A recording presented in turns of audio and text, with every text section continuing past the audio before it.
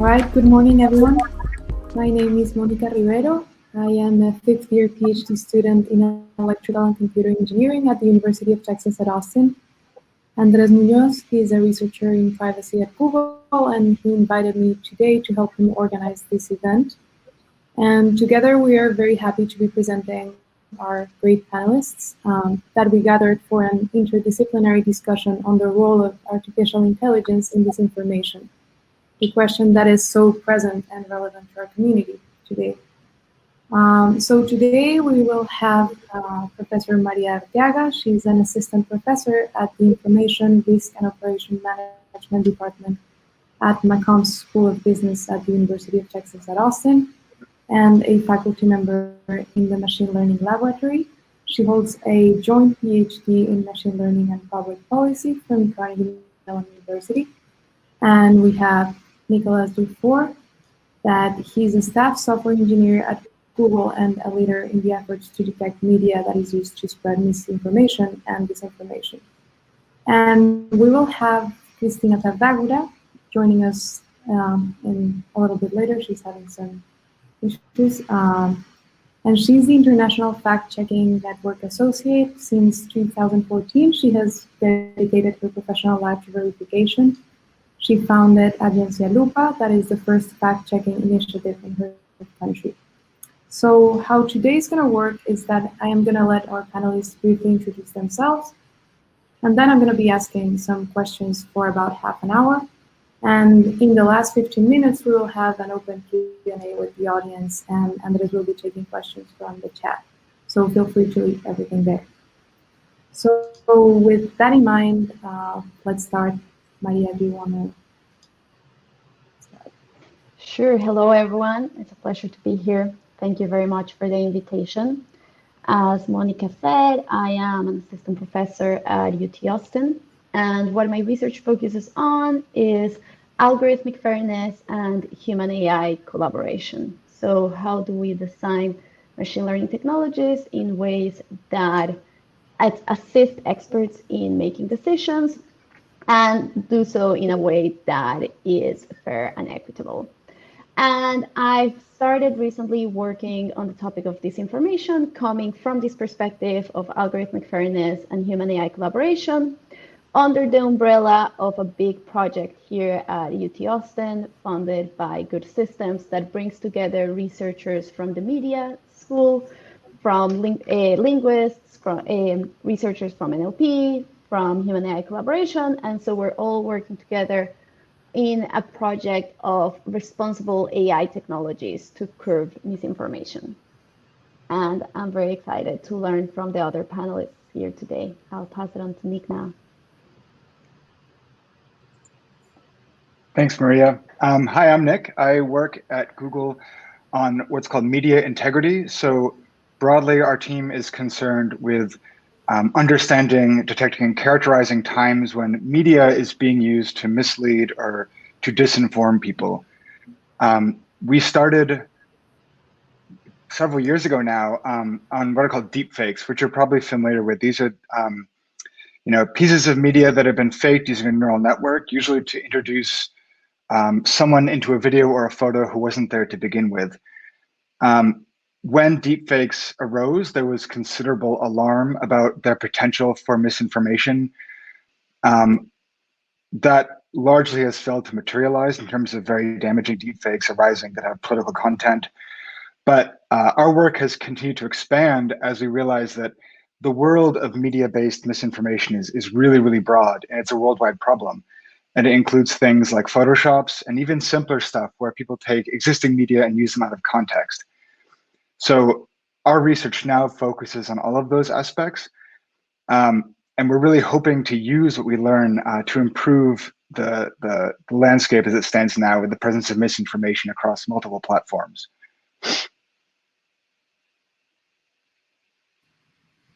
All right, thank you both for those introductions.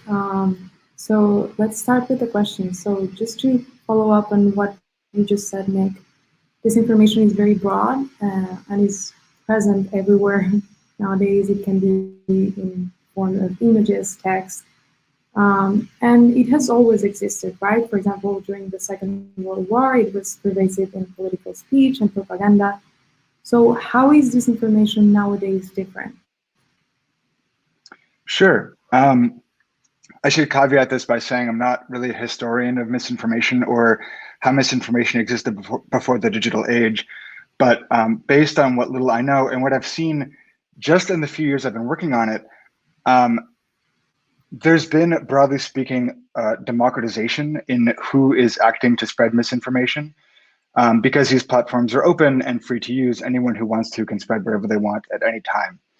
So we see this really large increase in the variance of content that's being spread and its quality.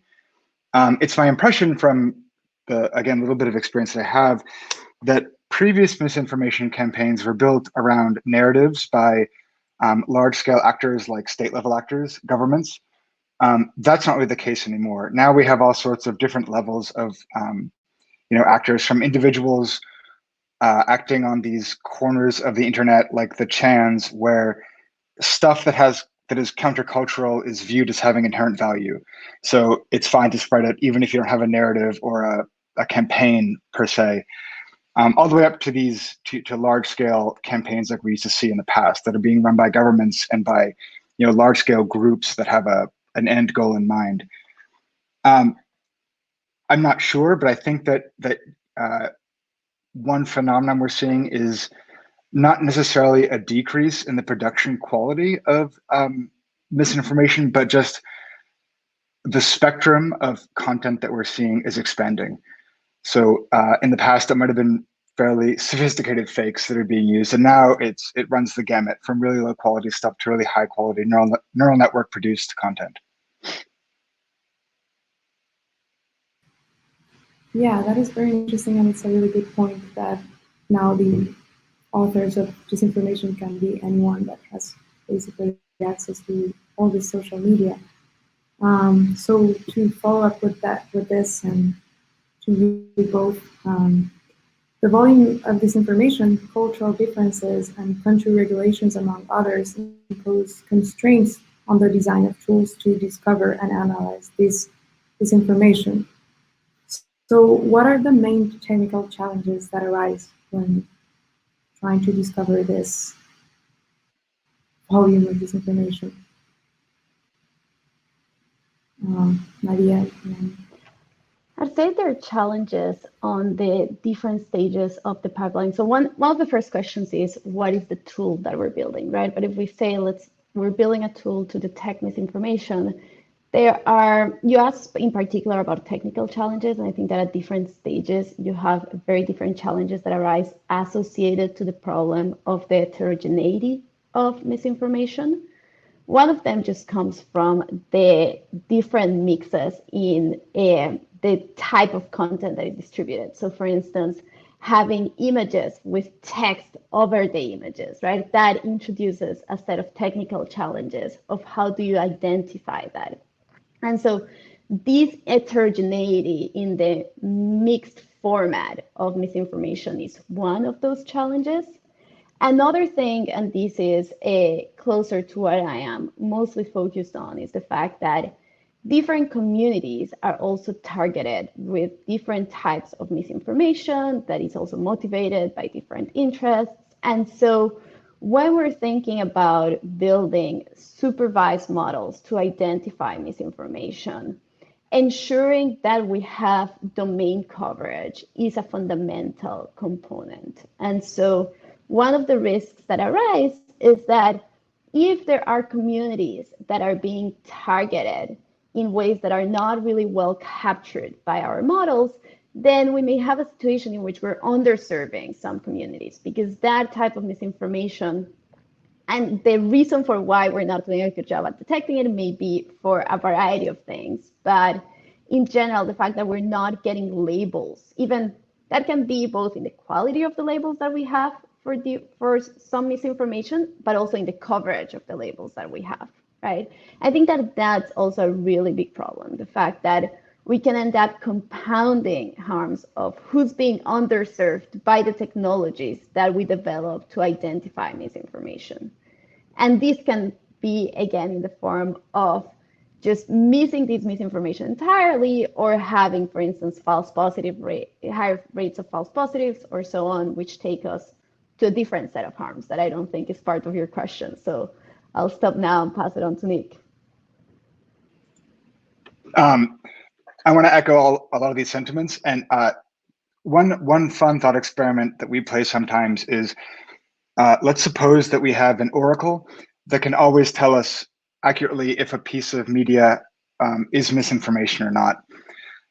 Even if we're equipped with that, the problem isn't quite solved, because the issue of messaging it is very difficult.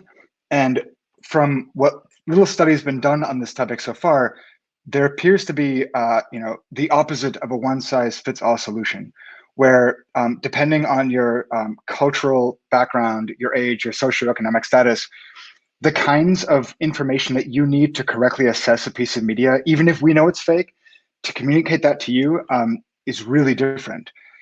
We've done a small number of studies on this topic with Jigsaw, which at the time was a different company at Alphabet. And we found that the responses, even within America, are very high variance. So extending this out to the world is a huge and open question about how we can appropriately message that something is in fact fake, even if we know it for sure.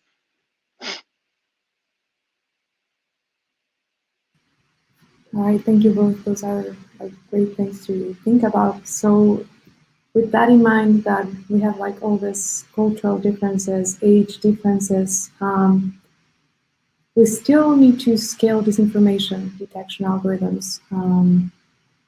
And social networks must define a way to measure truthfulness. So what are characteristics and measures metrics that could serve this purpose?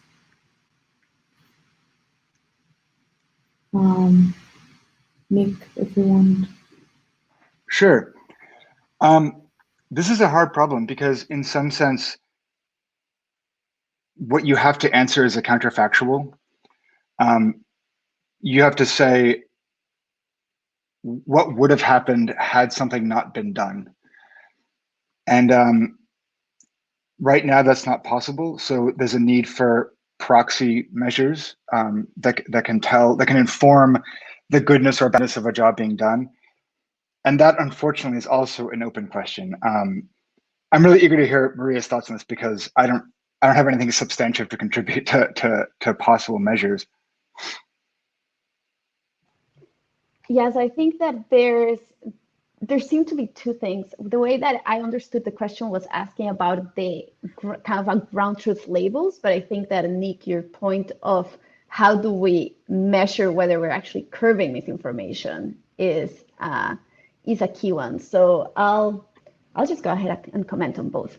I think that for the first one, in terms of the quality of how do we define ground truth, I think that that's a really important component. That is, right now, misinformation is labeled by professional fact checkers, and there's really few professional fact checkers in the world. And there's also, when you think about the fact that oftentimes professional fact checkers are journalists, I've been having some really interesting conversations with some journalists in Latin America discussing how there's somewhat of a trade-off between spending time corroborating and fact-checking information and discovering new things and uncovering what's going on. That is what journalists spend a lot of time doing, and what contributes so much to our democracy. So there's not only not a lot of fact checkers in the world, but there's also this trade-off when we're investing their time in fact checking. That is time that we're not investing in investigating, right? And so I think that that's one thing that is a big question, is how do we, if we have this pool of labels that are produced by fact checkers, how do we even start choosing, for instance, what are the news that they're labeling, right? Right now, there's processes that are used, but there's questions of how can machine learning be embedded there, right? So even when we're thinking about the pipeline of misinformation, I think that we're often focused on identifying misinformation, but there's so many different stages of the pipeline where we can embed ML tools. So one of them, ML tools and also crowd knowledge, right? So one of them can be in terms of identifying misinformation. The other one can be just in terms of determining the domain, kind of our support for what is it that we're going to be labeling. And so I think one element there that is really interesting is there's recent work that has looked at whether you can rely on crowdsourced labels for misinformation and what are the things that you get right, what are the things that you're missing out on, how do you go about aggregating these. So that I think is a key a key question. I don't have any concrete answers for your question, but just kind of a set of many sub-questions that arise from that.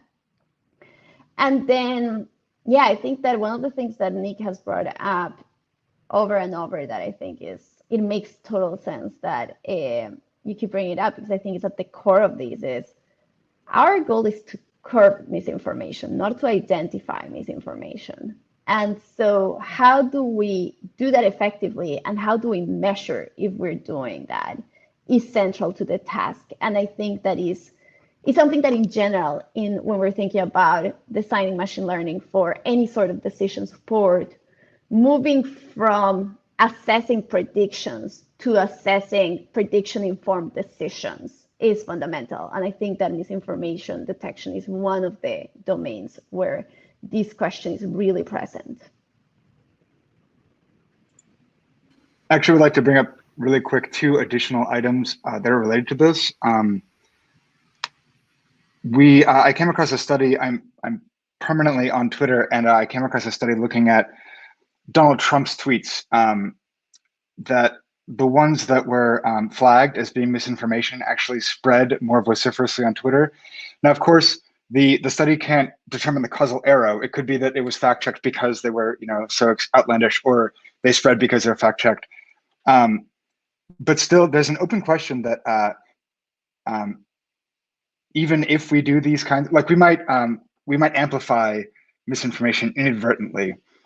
And then even if we can get rid of that problem, so for instance, we can not only detect misinformation very well, but we can also identify it for users. What could happen, and I'm not saying this in my capacity as like having experience with this occurring, but once misinformation becomes very, very rare, the marginal value of spreading it on the part of an interested, misinformer who wants to spread a narrative increases, because people's implicit trust increases with the decreasing of misinformation.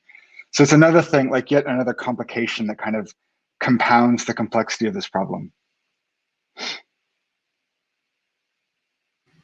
Yeah, I think both things are really interesting, that we usually just define a metric and we try to optimize for that. Let's find disinformation, but actually we have to stay aware of what actually the effect of targeting that disinformation, and as you mentioned briefly, how to communicate that to users.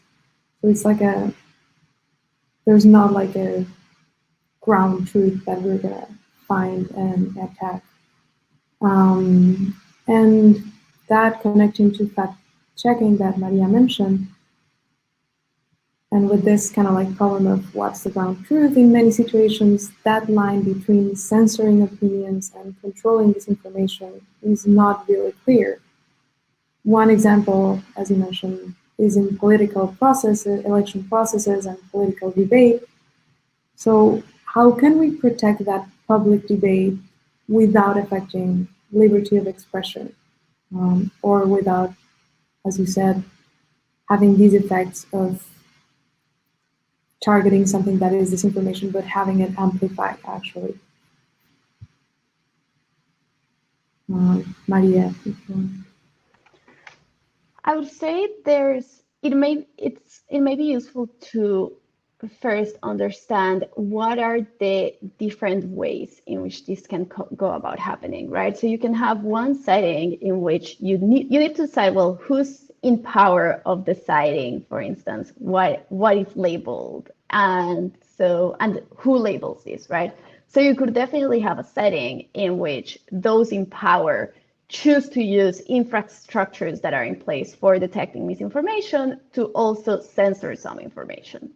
So, and I think that that would be, the way that I would think about it is kind of really considering what is the power distribution and who is it that you're giving the power of making these choices.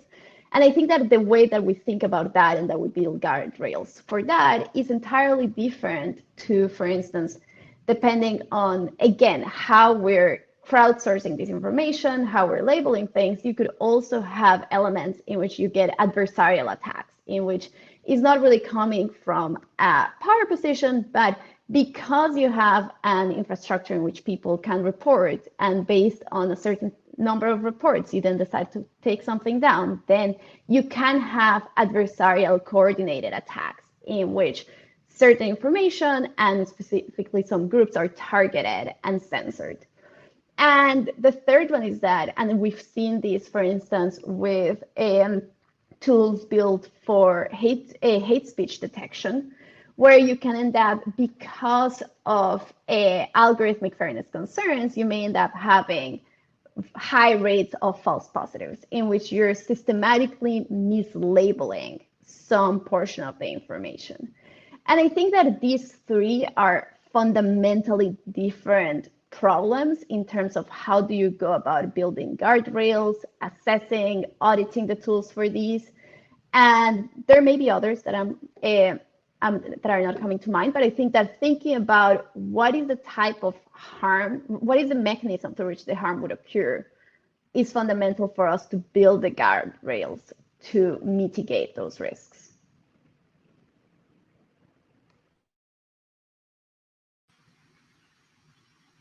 Nick, do you want to add something? I think Maria said it pretty perfectly. I really like the idea of like being an engineer. It's tempting to want to think of these solutions as being discrete and sort of universal and constant, but I think that's clearly not the case. And the idea of the appropriate answer being a function of the power structure that system applies to is the correct approach to take. Because Maria's right, it can, in some sense, these are based on relative frames, and they empower certain people and disempower other people, and we have to be sensitive to that, and also to the fact that even a well-intentioned system built by perfectly moral and well-intentioned agents can be co-opted by bad actors who can act at scale to report things and things like that. So I guess my answer is that I don't think the solution will ever be stationary. I think it'll have to be a constant there'll be a constant tension there. Yeah, it's a laboratory that we have to continue updating and investigating. So to switch a little bit more to more technical things, so social networks and smart devices are becoming more ubiquitous, and the number of channels that they utilize is growing. Now, before it was just like big ads or TV, but nowadays it's everywhere: Instagram, Facebook, YouTube, all type of channels, all type of mediums too. But on the other side, there's a big effort from industry, academia, government entities, and nonprofits to design robust disinformation detection techniques. So how do you think disinformation will evolve in the next 5 to 10 years, both in social aspects or technical aspects? Maria? I think that where I'm excited for the most progress is in understanding well how machine learning can be embedded in effective ways in the pipeline of misinformation detection. And I think that it's kind of making progress in terms of the task that we're solving. And so here I am again echoing something that Nick has mentioned before, that is, well, we want, for instance, if we are just labeling misinformation, but it turns out that producing a label just amplifies that, that's a concern, right? Or if our goal is not to build machine learning tools for the end users, but it is to support the work of fact checkers, what is the exact task that we're doing it? How is that embedded in the pipeline? And so I think that there's a lot of progress that will likely be made in terms of defining what are effective machine learning tasks that can curb misinformation and how they're embedded within the broader socio-technical pipeline. And that is probably what I am most excited about.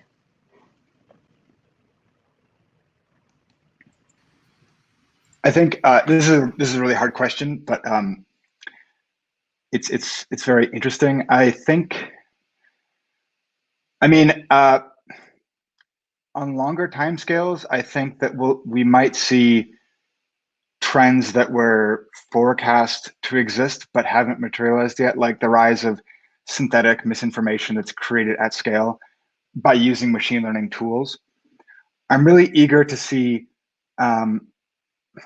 researchers who are producing things like generative models, which is really interesting research, but put more care into how those technologies are described and released in the literature and in open source.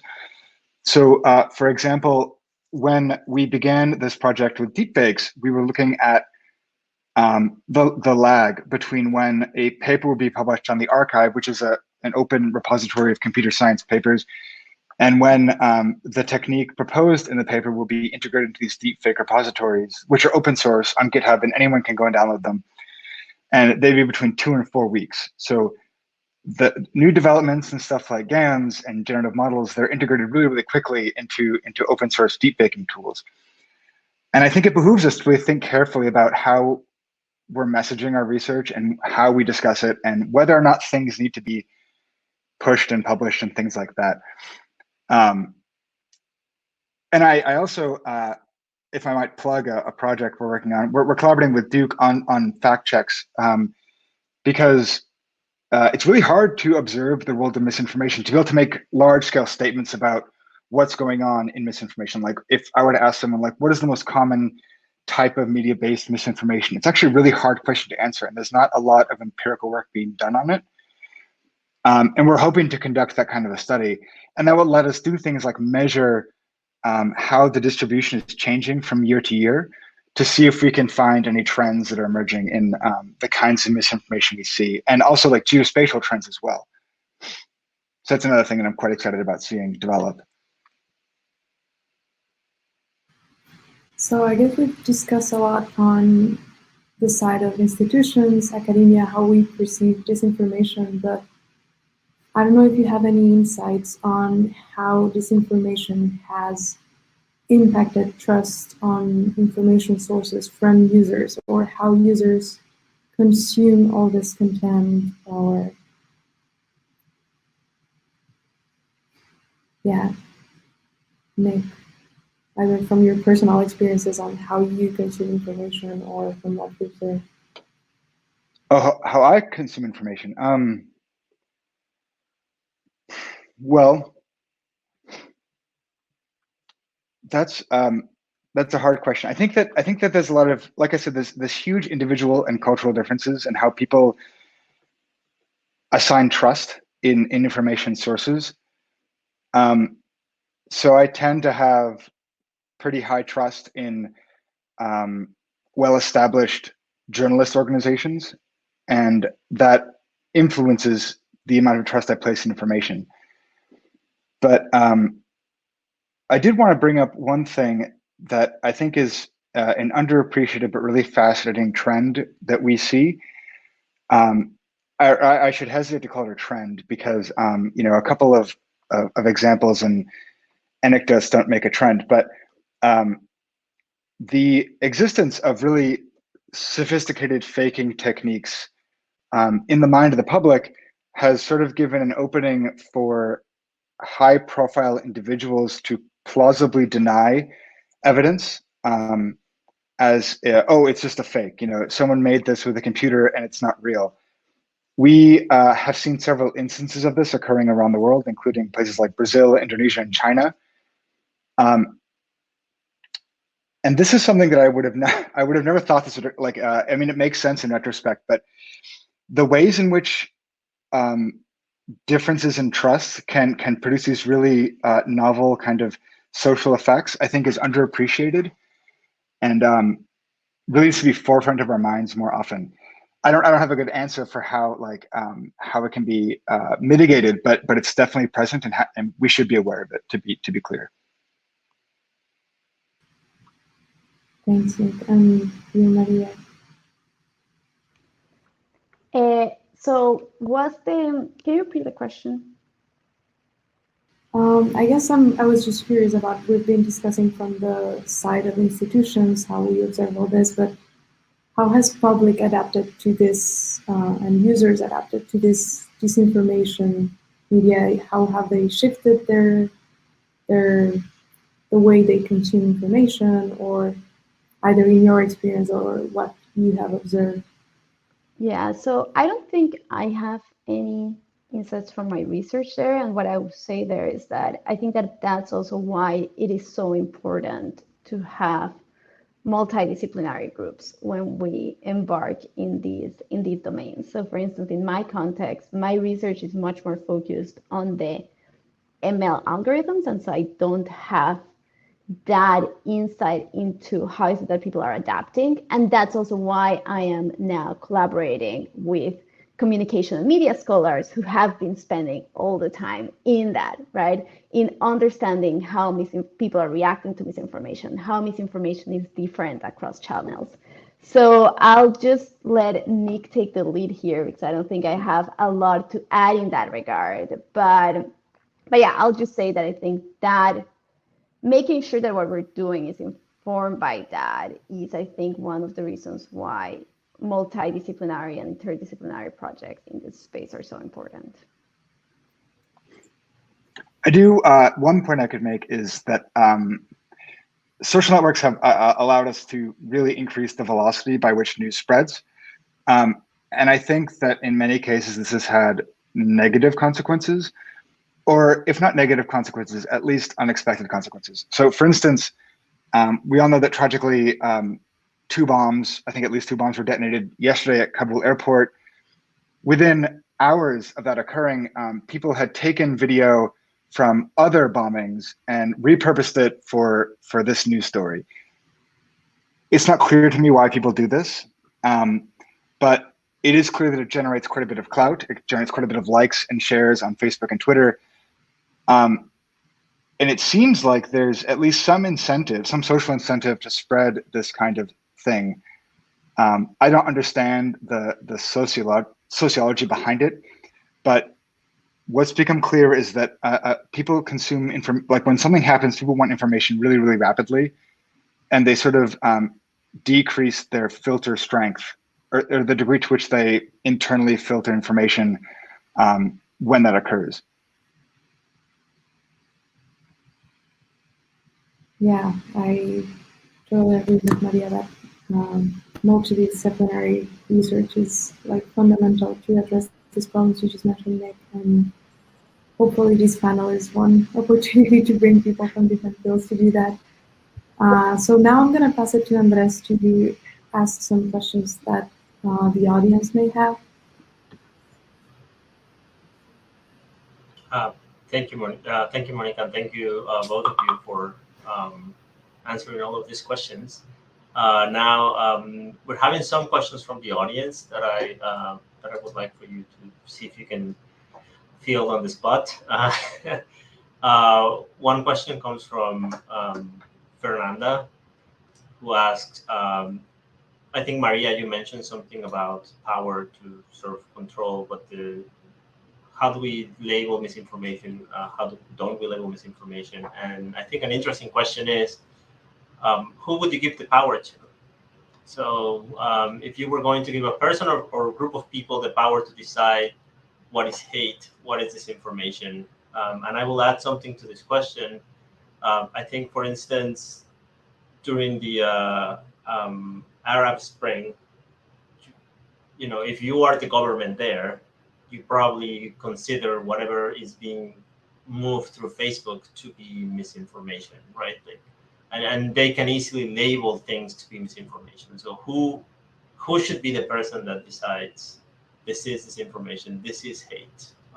Yeah, this is a great question. I think that here is where we can really build on the fact that there's already a lot of tradition around fact-checking that has been established, for instance, in the journalism community. And so in that regard, I think that building from that is key. So in the context of, and that doesn't mean that there's no questions there, right? There's, for instance, a really interesting piece of research that looked at the differences when you're asking journalists to label whether something is misinformation and when you're asking scientists to label whether something's misinformation. And the heuristics and the reasons that are used by one group or the other are different, right? And so there's still questions there in groups that we would consider experts and legitimate sources, in which the heuristics and the reasons for why something is labeled credible and reliable or not may be different. But I think that here, two things that I think are fundamental is, one, really trying to build on what has already been constructed in the absence of ML. In this case, I think that journalists have a very long tradition of fact-checking that we can build on. And the other one is understanding how the tools that we're building will be embedded in existing power infrastructures and power dynamics, because we're not the ones that are designing the power dynamic. And so it is important to be mindful of the ways in which, I think that whenever we're doing things that are driven by the desire to have positive societal impact, there's a risk of thinking that our good intentions will take us the whole way. And so I think that they're really reflecting on, okay, this is what we're building. This is kind of the ideal would be this, but how does that actually interplay with the reality of things? Because we're not the ones that are deciding who holds the power. Someone already holds the power. And so understanding how the tool plays into an existing power structure is key. So yeah, I think that building on traditions established by journalists is really important, and understanding what is the actual power dynamic and how that can lead to the abuse of tools that we build is key. Thank you, Maria. That's a great answer. And we actually did have a journalist that is about to join us, I think, as part of the panel. So once she's in, I will repeat this question because I would love to hear her opinion too. Maybe she says that machine learning people should be the one that and we just pass the ball around. I have a couple of other questions. Oh, here she is. Hi. Oh my God. I heard you. I'm so sorry. I was confused with my time zone. Sorry, Mónica, Nick, Maria.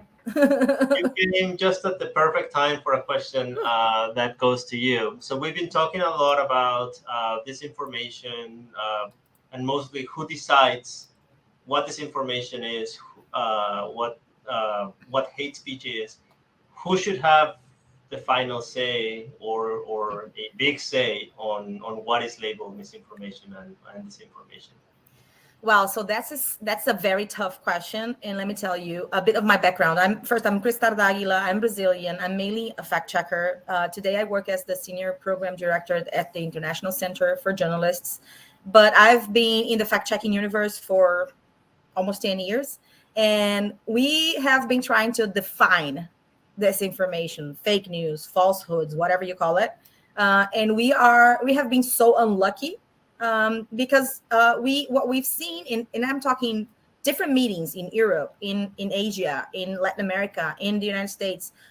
Every time we gather to try to write down a definition for disinformation, fake news, we either feel it very short and it will just leave so many bad things out, or too long and we would be killing jokes, irony, metaphors, even art, right? So if you take Magritte, for example, the amazing painting where you see the pipe and Ce n'est pas un pipe, is that fake news? If depending on the definition, then you would say yes. So and then that takes us, Andrés, to to the discussion of regulation. So it's really common to go into that direction. If you can't define something, how can you regulate it? And again, sorry for being so late. No worries. That is a great answer. I never thought about Madrid as spreading disinformation around. And Andrés, and I can share a bit more. I think if you let me 1 minute more. Yes. During my time at the International Fact-Checking Network, we built a database regarding how different countries, at least 60, were dealing with this concept of mis and disinformation and what were the impacts of that. So mainly what we've learned from 18 to 2020 was that first, Asia was the lab, let's say, where authorities were testing different definitions in different laws. And I visited personally some countries in Asia and to discuss that. And what we found out is that first, they have different definitions for fake news or falsehoods, which is really odd. Because when you think homicide, right? It's like international definition, I believe. Yeah. I'm not from law, but I'm guessing. And then different countries use the definition in different ways. So it's really causing another problem, the problem of censorship. I don't know if you talked about that yet, but it's really connected. Do you feel like there's, and again, this is part of like the cultural question where each different culture handles things in different ways.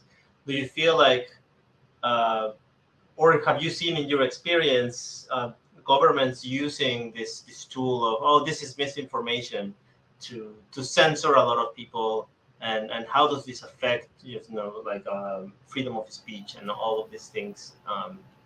Oh, thanks for this question. This is so good to think about this. Yes, this is a different, this is a cultural issue. Let me just put you in a very tiny example.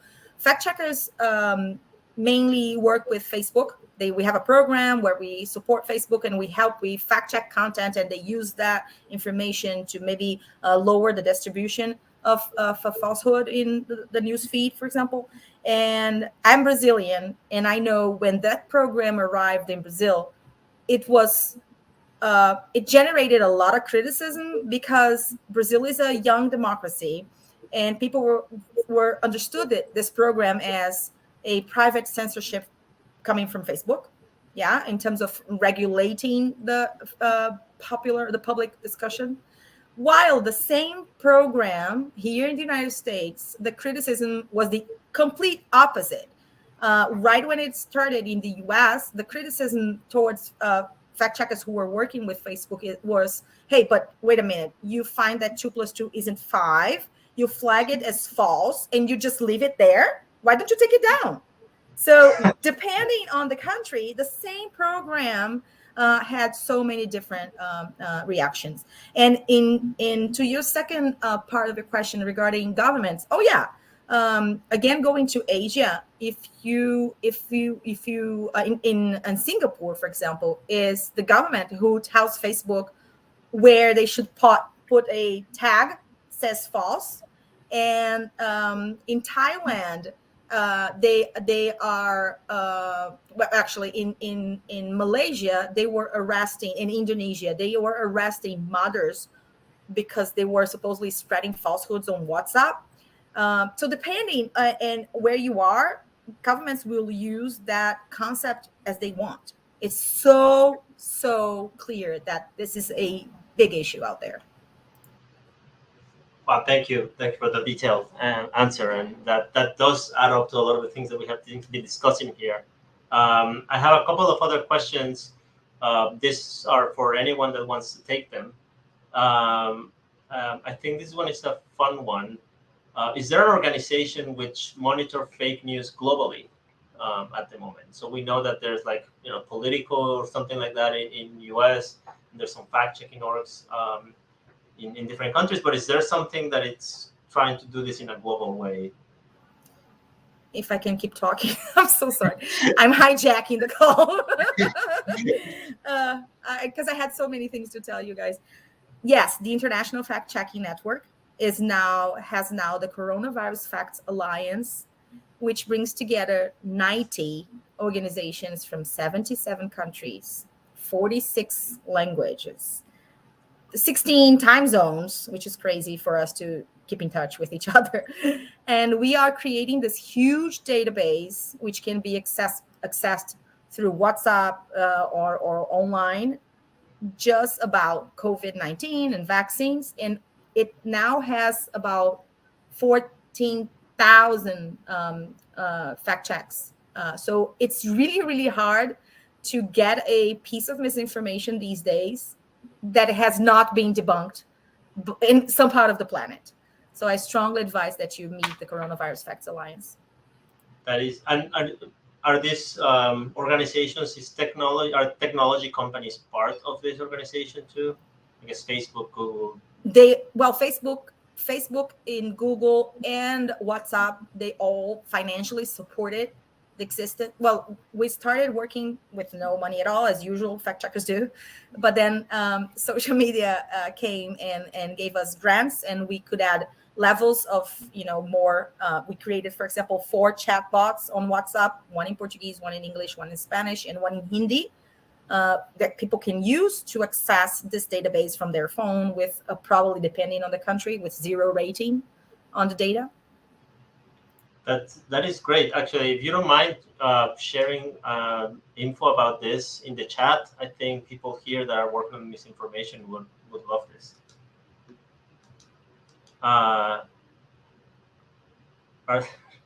This one might be a controversial one. Are there any organizations exempt from this scrutiny of the misinformation?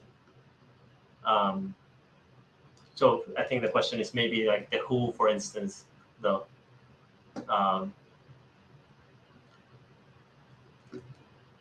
I guess not. Oh, there you go. Thank you for the link. All right. So what solutions can be proposed to stop the spread of fake news? I think we discussed some of this. Strong legislation, maybe.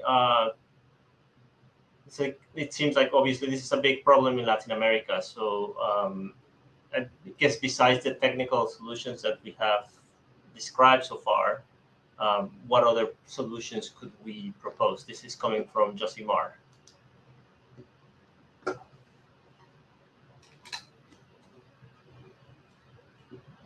And it goes to anyone that wants to take the question. I'm actually curious, Christina, are there any, does your organization have any efforts towards education? Because this is often something I think about. If we can educate people to be more media literate, that'll be a great thing in and of itself. Yeah, the meeting I was before is exactly about that. So thanks for asking, Nick. Yes. So when we talk about spread of misinformation, and I think this could be like a mind-changing information, we are always too worried to be fast regarding delivering the fact checks. They got to be in every single platform, in every single format, in every language, everywhere at the same time, as fast as possible. But there is also another thing that needs to be going on at the same time, is that you have to slow this information. And that is done, of course, with tech, but mainly with media literacy. There must be very good campaigns and very good apps and very good, laws, I'd say, even promoting media literacy or digital education. Let's make it broader than in I'd say high schools as soon as possible. And yes, I'm the owner of Agência Lupa in Brazil, and since 2017 we teach fact checking, because we realized the math wasn't good. We were in Brazil 200 million liars, and we were only like 50 fact checkers. So that wouldn't do good. And we realized we needed to teach people to even teach others. So we started building a pyramid. And so far we have taught, I think, more than 10,000 people, which is nothing based on the 200 million liars I told you about. But among those, there is the entire judiciary electoral system which is now facing a heavy attack, as it would be the next election would be fraudulent. We are importing in Brazil the same thing that happened in the United States. So it was good to see that, hey, we were fast. We trained the judiciary system a few years ago, and now they understand how misinformation works. They understand how do you react to that. So we usually very worried about journalists, but we also need to think about dentists, plumbers, and kids, right? So yes. In the experience of, I think, all of you, is there a particular part of the population that you feel is more targeted towards misinformation, or do you feel is everybody is just equally vulnerable and sort of we're roughly doomed? I actually have one quick thing to add for the previous question, if I may. The one other thing I would also probably ask Christina, if you were to ask me why I think, like, what the reasons are that misinformation exists in the first place, I don't know that I would have a super complete picture. Clearly, some misinformation serves the interests of the state, right? Like it helps them push narratives that they want to push for whatever reason. But it seems like a lot of people share a lot of misinformation for reasons that I don't really get. I don't understand how it benefits them to do so or what their motivation is. Do you have a more complete idea of like what not really a taxonomy of why people do it, but why does it arise in general? And maybe if we can attack those causes, we can diminish it somewhat. Yeah, and yeah, Nick, I think, well, based on there aren't that many studies regarding the profile of people who share misinformation, but some that exist, they tell you that there are two different big groups. One, the ones that do it without any intention to fool you. So that would be probably your mom telling you take vitamin C so you will not get COVID. Yeah, so she's doing just to help you, right? She's sharing something wrong without noticing because it's harmless, but maybe it is harmless. Maybe it is harmful, right? So those are like that is a very big group if you're talking COVID. But you do have those that do intentionally.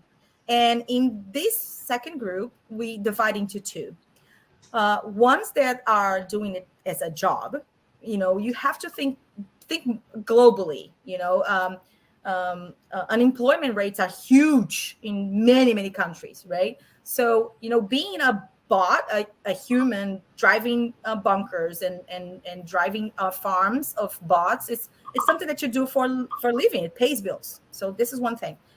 And for those, we don't have a very good solution if we're talking anything else besides giving people job, right? They need to, because they don't believe in what they're doing. They're just doing that because, yeah. And the second part that intentionally spreads disinformation are the ones that they really believe that. So I'm talking about, supporters in politics. So it doesn't matter if the politician says 2 + 2 = 5, they're going to push that anyway because that's their cause. And those are really, really tough too. What we need to understand from a perspective of how do we fight is that we have to see these three groups at least completely different, and they should have different solutions if we're talking tech. And that's not something that's not happening because everybody just treats the misinformers and disinformers all the same way, which is really bad. So we're not getting there. Yeah. Did I answer your question? Absolutely. Yeah. You did. Thank you. Because the session actually automatically closes at 11 a.m. I do want to thank all of you for coming. The discussion I thought was very interesting. Thank you, Christina, for joining us. You did amazing too. Like all of the information, I did want a point of view from a journalist and not just from tech people. And so I do appreciate your opinion and coming here. Thank you, everyone, for joining us here. Thank you, Mónica, for moderating most of the panel. And I'll see you. Hope you enjoy the rest of the conference. There are a lot of new programs, more speakers, more sessions. stick around and find things that might be interesting for you. Thank you very much.